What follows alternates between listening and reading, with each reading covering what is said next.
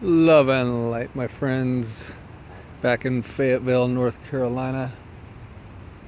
Thought we'd do a nature walk and talk.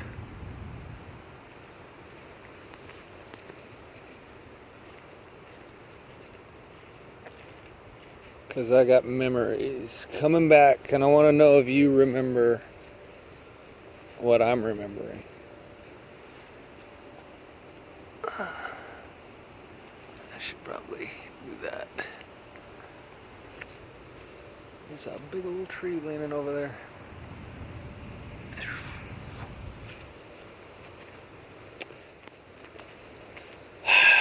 It's so beautiful out here. So gorgeous. Temps probably in the upper 60s. It's obviously soaked. It's been raining all night.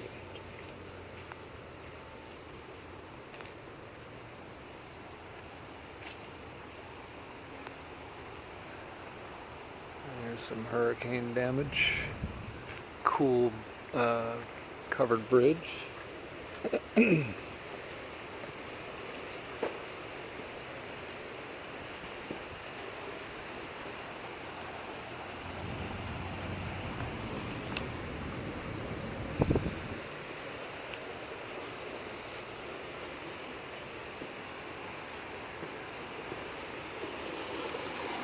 It's an old one, man.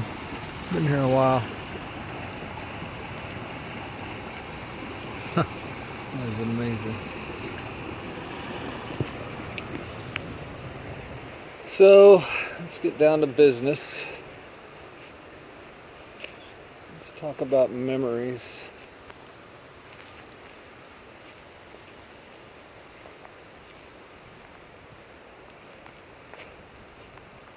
Oh, cool. Some old structures out here, and like a little log cabin. Let's go check that out. Your higher self. Us before we became humans. Well, let me back up. Well, that kind of is backing up. Let's back up in a different way.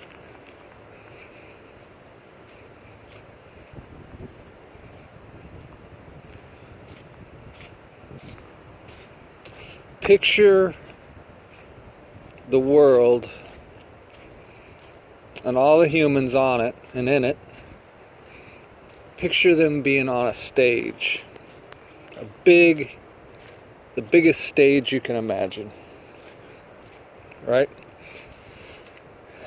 And they're going through the motions of life. They're going through the experience of living as a human,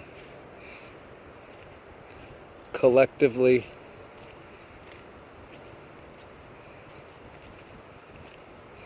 Wetlands trail. I don't know if we need that trail or not. It's pretty damn wet just right here.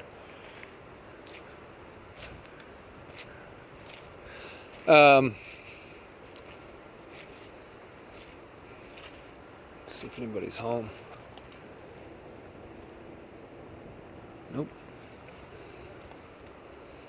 The biggest stage you can think of. Gosh, dog it. I'm starting to get my feet wet. I got the wrong shoes on for this kind of stuff.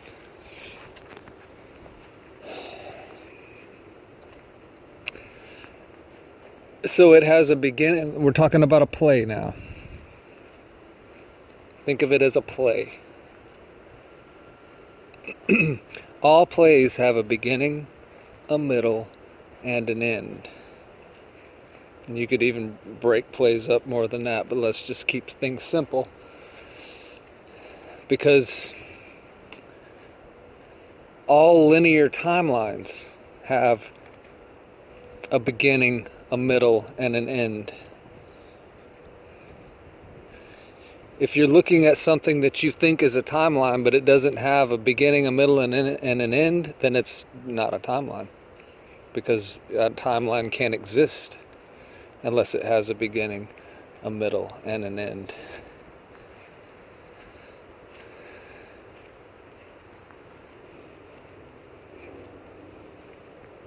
So this play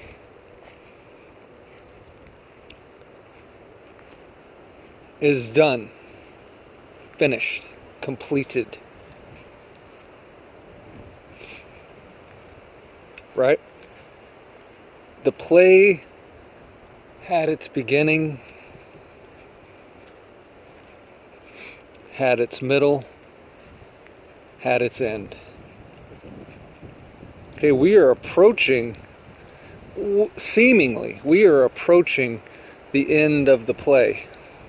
And when I say the end of the play, I'm not meaning the end as in like an atomic blast ending to the play. I'm talking about assimilation back into the one.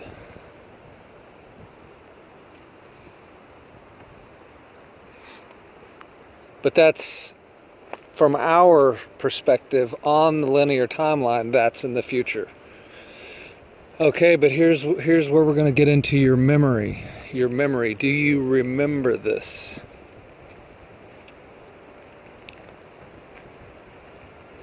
When we exist as our higher self, in other words, when we're outside of human incarnation, we wanted to experience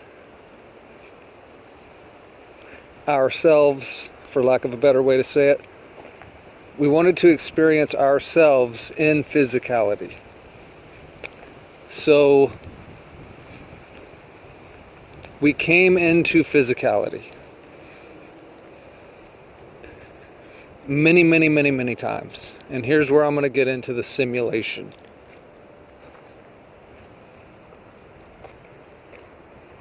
Here's where I'm going to get into the simulation. That we are now in a simulation. What does that mean?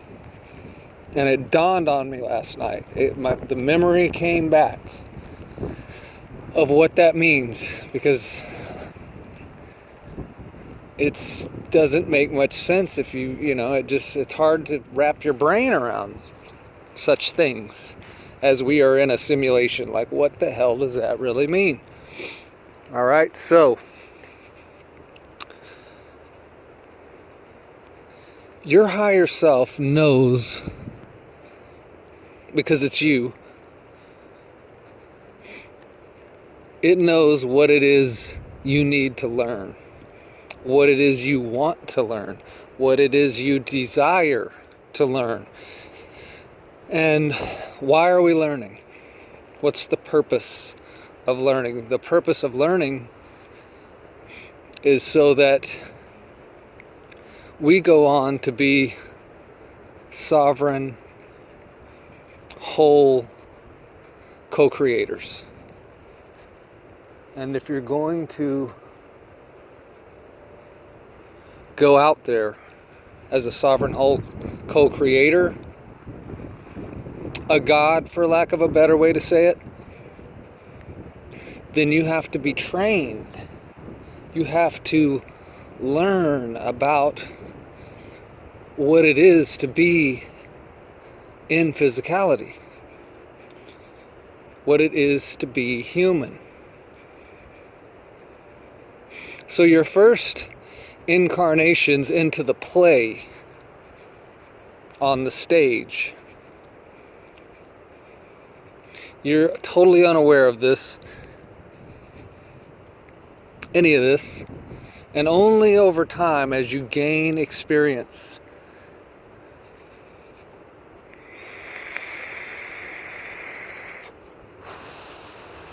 only over time as you gain experience do you begin to realize this. Okay? So, let's say you get to the level you've gotten to, whatever level you've gotten to, well, we've gotten to. As our higher selves outside of the play, off the stage, not being one of the caricatures in the play, we can see the whole play in its entirety, from beginning to end.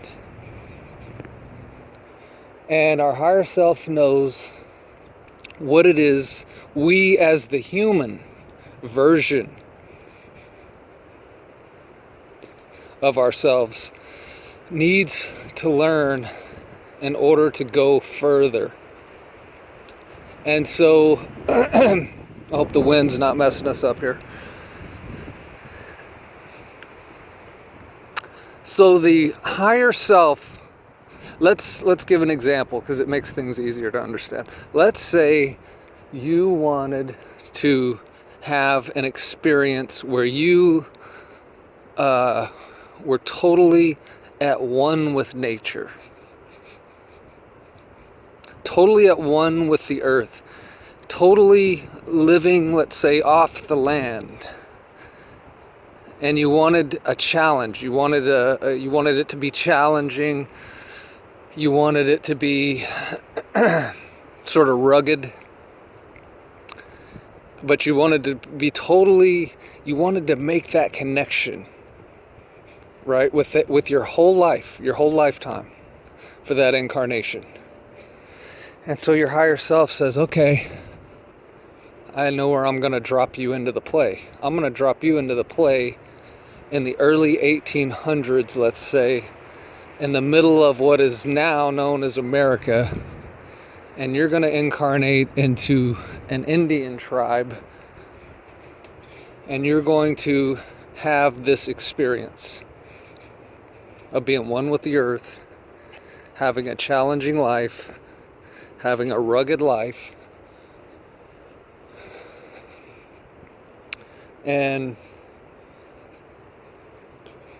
that is, you will gain the experience of all that during that lifetime. All right, when that lifetime ends, you're back outside of human incarnation as the higher self in your etheric body, as your spirit, we could say. And now you desire, in order for growth, to have a different experience. And let's say this time you desire to experience being a catalyst for raising the consciousness of the collective, of all humans. And more, we could go on into more example of stuff having to do with that, but let's just say, so our higher selves dropped us into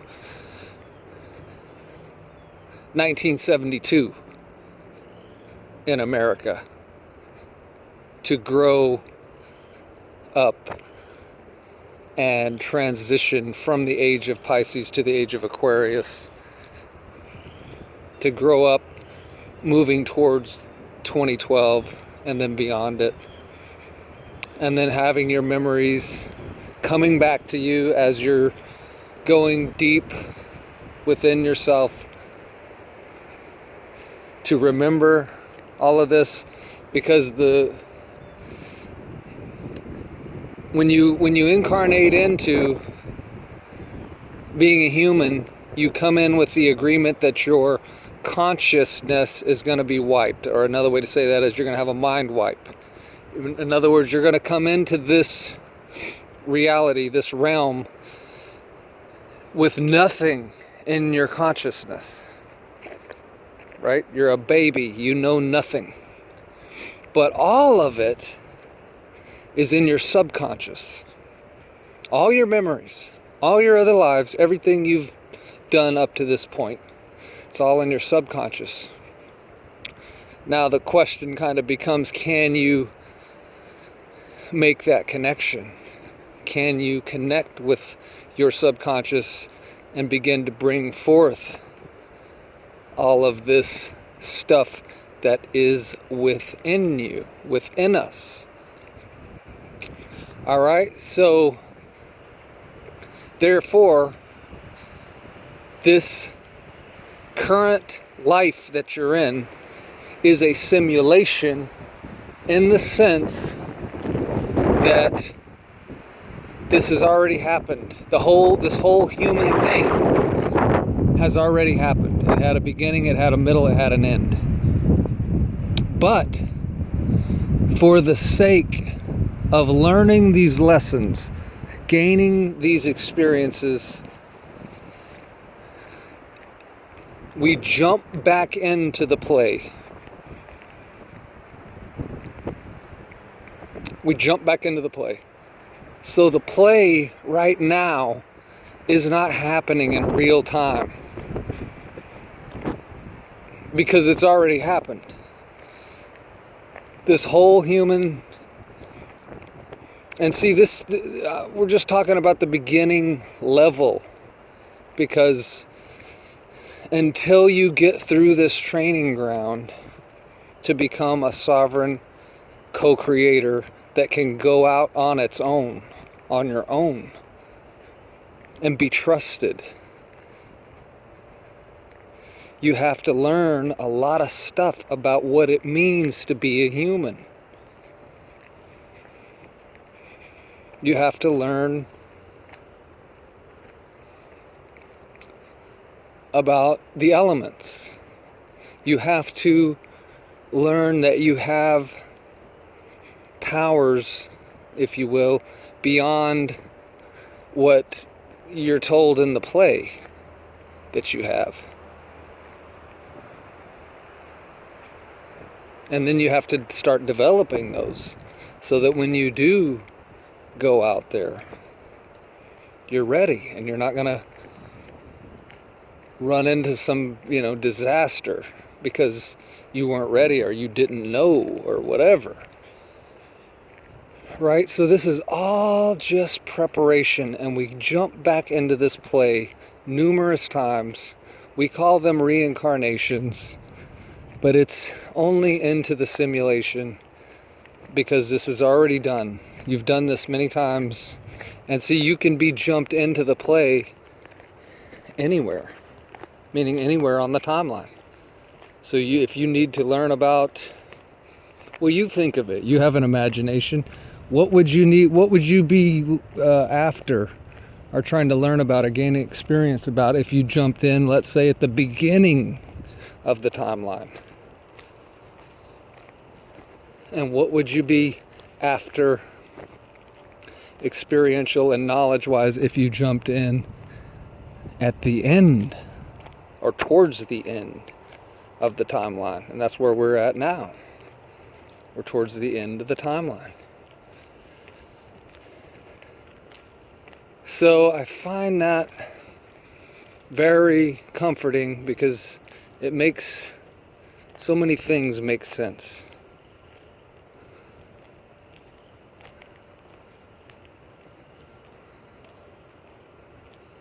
So many things make so much more sense. I guess the front desk is closed. I had a couple questions, but don't worry about it.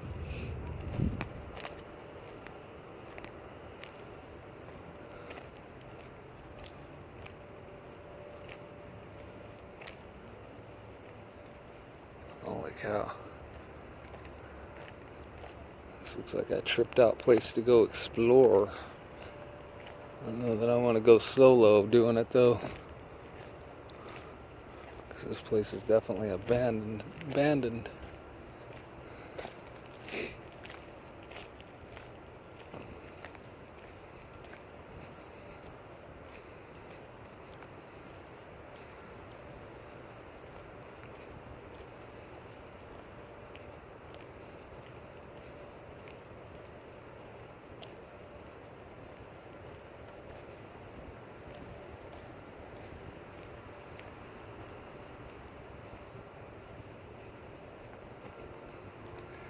See what we're doing for time.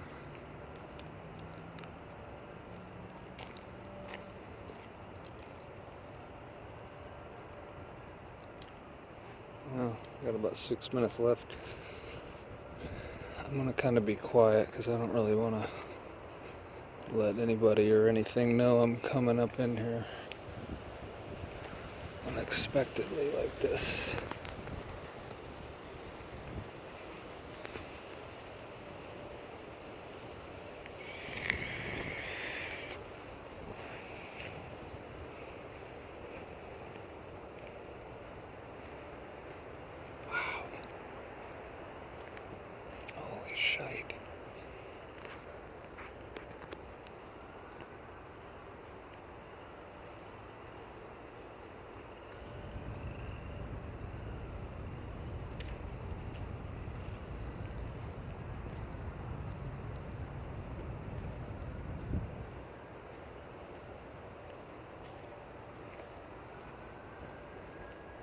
Guarantee you come in here at night in the dark and it's going to be a little bit trippy. Look at that staircase.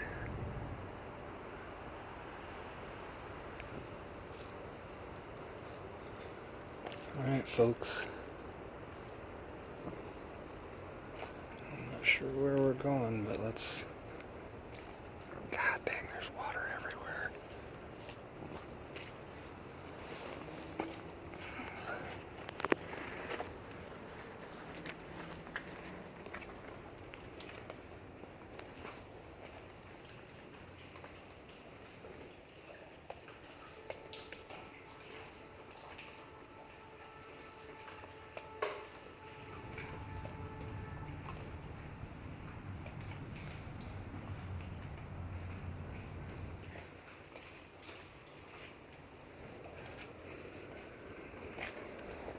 Nope. I'm not about to go off in that darkness.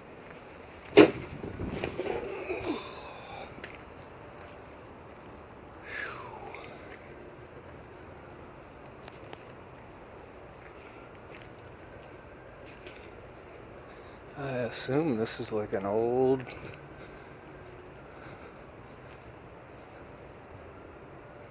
I don't know what. Industrial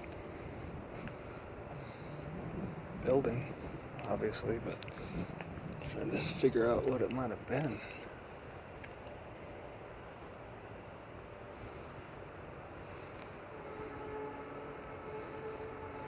Trip, man.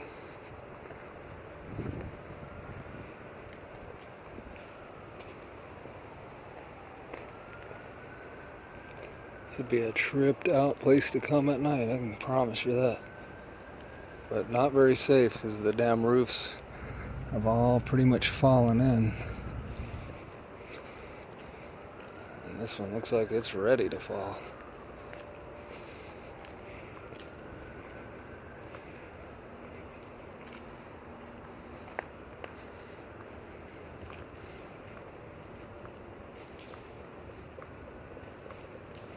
Crazy. I see dead people. Ride or die.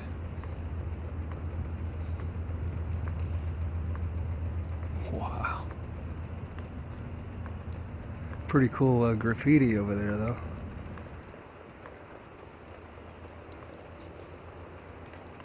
There's that damn cult symbol right there. Let's see if we can get it. Well, I shouldn't say that's a cult symbol. It's been hijacked. Nothing really belongs to the damn cult. Let's see if we can get that one. I can't really see inside there. Nothing really belongs to a damn cult. It's all just been hijacked in order to confuse. That's why the egregors were created. Just to confuse.